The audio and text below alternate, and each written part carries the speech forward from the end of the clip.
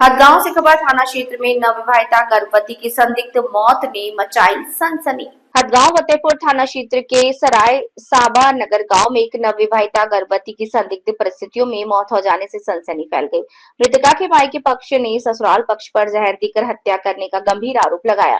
वहीं घटना के 12 घंटे बीत जाने के बाद भी पुलिस मौके पर नहीं पहुंची। आखिर महज 5 किलोमीटर की दूरी तय करने में पुलिस को क्यों लगे 12 घंटे?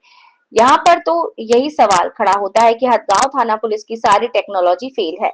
जानकारी के अनुसार मृतका नेहा सैनी की शादी 5 मई 2025 को हदगांव थाना क्षेत्र के सराय साबा नगरा गांव निवासी शिवम सैनी पुत्र राम बाबू सैनी के यहाँ हिंदू रीति रिवाज के साथ संपन्न हुई थी, जिसमें मृतका नेहा सैनी के पिता हरि प्रसाद ने अपनी हैसियत अनुसार दान दहेज भी दिया था।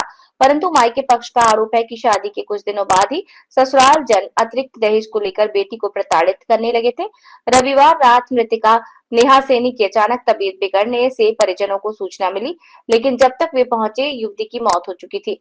परिजनों का कहना है कि ससुराल पक्ष ने दहेज की अतिरिक्त मांग पूरी न होने पर जाकर दहेज जहर देकर बेटी की हत्या कर दी। घटना की जानकारी होते हुए भी पुलिस प्रशासन मौके पर नहीं पहुंचा है। न्याय की मांग की जा रही है। हदगांव थाना क्षेत्र के समय सराय सावान नगरा गांव में उस वक्त हड़कंप मच गया जब एक नवविवाहिता 3 माह की गर्भवती की संदिग्ध परिस्थितियों में मौत हो गई।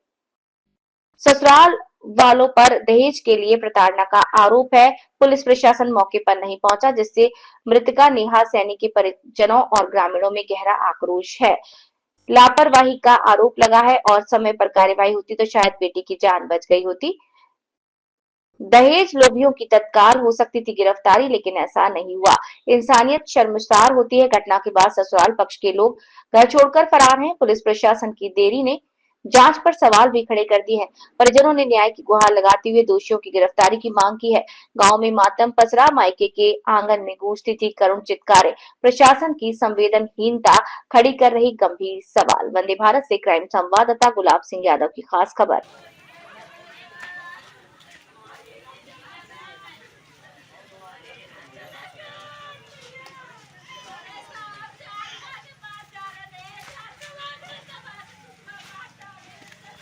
आज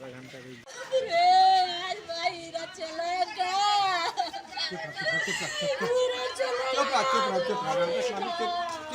देखो तो अरे सब का जाएगा का करना भौंक लाने का पार्टी का मार पार्टी का क्या करना चुप चुप चुप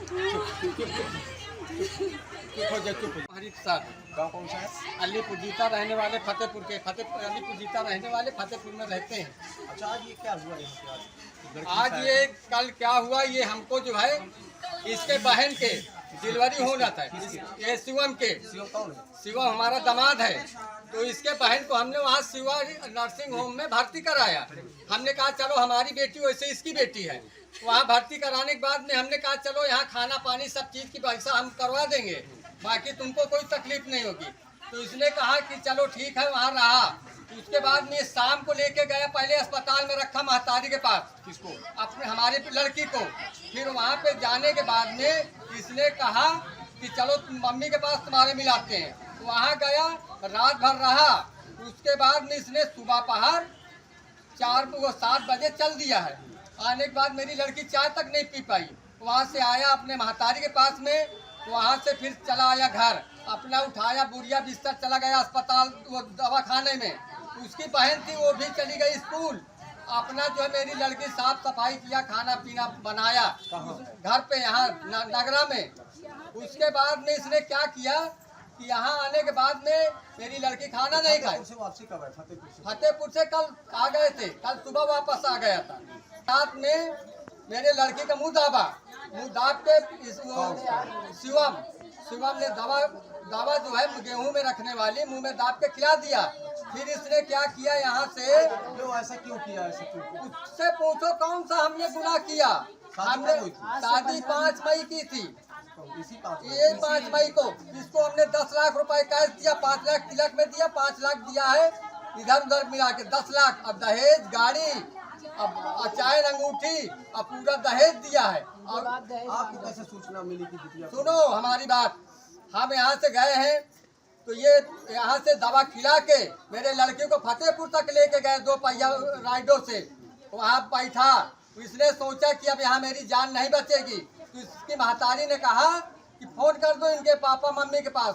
तो हम लोग 12 साढ़े 11 बजे, मेरे लड़के कल खाटू श्याम जाने का टिकट था, तो वो कैंसिल कर दिया कि मैं क्या हुआ। तो इसने फोन किया आया वहाँ, तो हमने कहा कि बेटा आ जाओ, ये करा भी गेहूँ दिया। फिर वहीं से लेकानपुर में जो आपको कैसे पुलिस दवा भाई इसने बयान दिया, और ये मादर चौथ खुद बताया, किसने शिवम बताया, शिवम का भाई बताया, हमने फोन लगाया। पहले भी मारपीट होती ये एक बार मारा था, हमने बर्दाश्त किया था। कैसे बर्दाश्त किया, मैं बम्बई में रहता हूँ, मेरे बच्चे और मेरा भाई ने कहा तो कांडा था। मैंने फिर बात तो जाके कहा भोसड़ी वाले को, लेकिन मैंने कहा चलो कोई बात नहीं, मेरी लड़की है वह। फिर उसके बाद में बम्बई की पड़ी थी, मादर चौथ के मोबाइल देने के औकात नहीं है, अब भोसड़ी के सिम निकाल के फेंक दिया मेरा। अब मोबाइल में सिम अपनी डाल, लड़की नगरा में ब्याही थी। हाँ ये भुंगापुर इसका मकान है, यही बिल्डिंग के भर में। तो भोसड़ी का घमंडी, मेरे बच्चे आए तो मेरे बच्चे पैर छूते तो बोलता मार दूंगा लाश। हाँ सुना तो अभी सलामत तुम्हारे हाथ पैर तोड़वा दूंगा। इसकी इतनी बड़ी हैसियत है, हमने लड़की दिया तो इसके क्या हम पैर के नीचे एकदम बने रहे क्या? ये पोजीशन है। इसने दवा खिलाया, दवा खिला के ले गया फतेहपुर, फतेहपुर से कानपुर ले गए। मेरी लड़की रात में बयान किया मेरे लड़के से, और उसकी एकदम मर गई। तो ये यहाँ मारता था ना, तो मुँह में दाब के मारता था। और इसकी महतारी मेरी लड़की से कहे तेरे बाप ने ये चीज नहीं दिया, वो चीज दिया। दहेज की हाँ दहेज के लिए, फ्रिज के लिए मैंने भूल गया था, मैं लेके फ्रिज उसकी नहीं रखा। मैंने बोला बेटा कोई साधन, मैंने इसको जो मांगती थी दहेज के लिए, चाय अंगूठी पूरा, आज भी आप देख सकते इसके घर में मेरा ही पूरा सामान है। आप कौन हो? भाई है तो क्या नाम है आपका?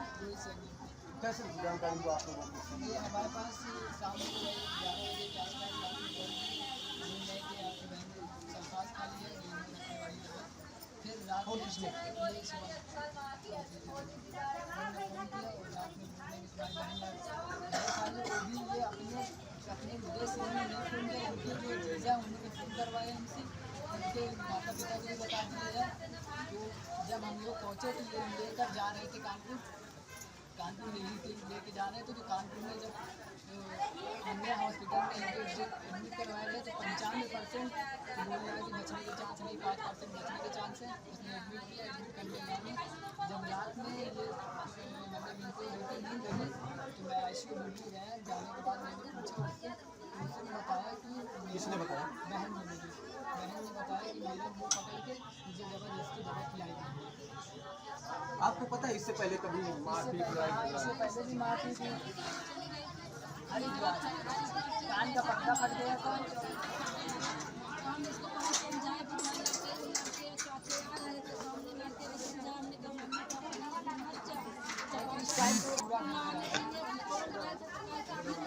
आज 4 महीने शादी हुए, हमारे यहाँ नहीं रुक पाई है। इस समय ये सब घर वाले कहाँ आते हैं? इस समय कोई भी नहीं है घर वाला। सब लोग फरार हैं। आप लोग शासन प्रशासन से क्या मांग करते हैं? शासन प्रशासन यही मांगना चाहते हैं कि न्याय किया जाए। अभी तक आप लोगों ने पुलिस प्रशासन को सूचना दी? प्रशासन को प्रशासन आया नहीं। FIR भी दर्ज, हाईकोर्ट में भी करवा दिए, हम भी करवा दिए, चौकी में भी। हम प्रशासन को जो चाहिए वो होगा, बाकी हम तो जान के बंदे जान। मौके पे कोई आया नहीं।